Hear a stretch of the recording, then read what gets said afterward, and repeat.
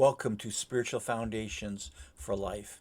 In Matthew chapter 22, verses 23 and 24, Jesus corrected the Sadducees who had questioned him about the resurrection because they didn't believe in it.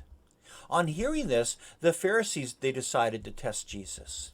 In Matthew chapter 22, verse 36, it says, one of them, an expert in the law, tested him with this question, "Teacher, what is the greatest commandment in the law?"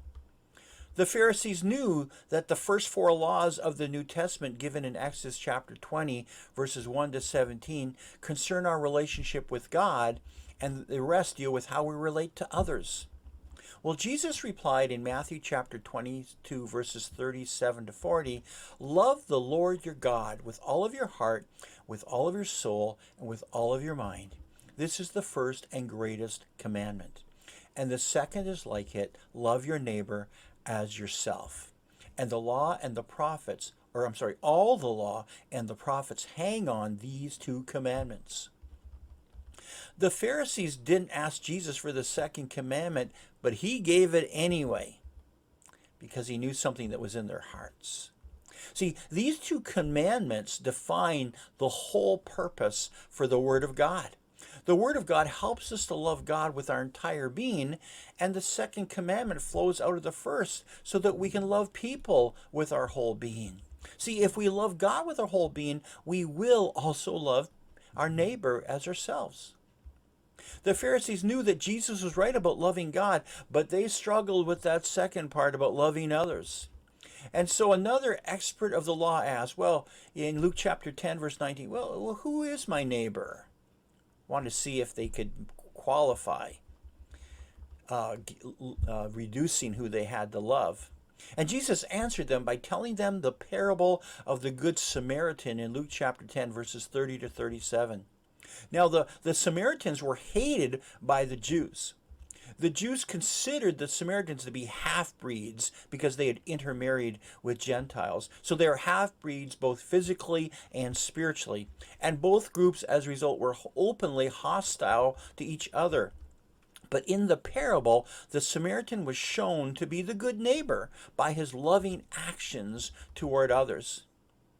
See, loving our neighbor has no national boundaries, nor does it recognize any sectarian or any religious differences. 1 John chapter 4, verses 20 to 21 says, "Whoever claims to love God, yet hates a brother or sister is a liar. For whoever does not love their brother and sister whom they have seen cannot love God whom they have not seen. And he has given us this command: anyone who loves God must also love their brother and sister." See, our relationship with God is intimately intertwined with our relationships with others. We cannot have a righteous relationship with God and not have a righteous relationship with others. In the Sermon on the Mount in Matthew chapter 5, verses 43 to 45, Jesus said, "You have heard it said, love your neighbor and hate your enemy. But I tell you, love your enemies and pray for those who persecute you, that you may be called children of your Father in heaven."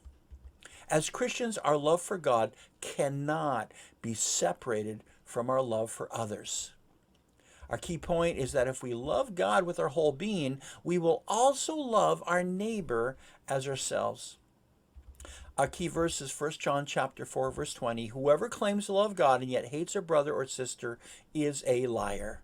For whoever does not love their brother or sister whom they have seen cannot love God whom they have not seen." God bless you. See you tomorrow for another episode of Spiritual Foundations for Life.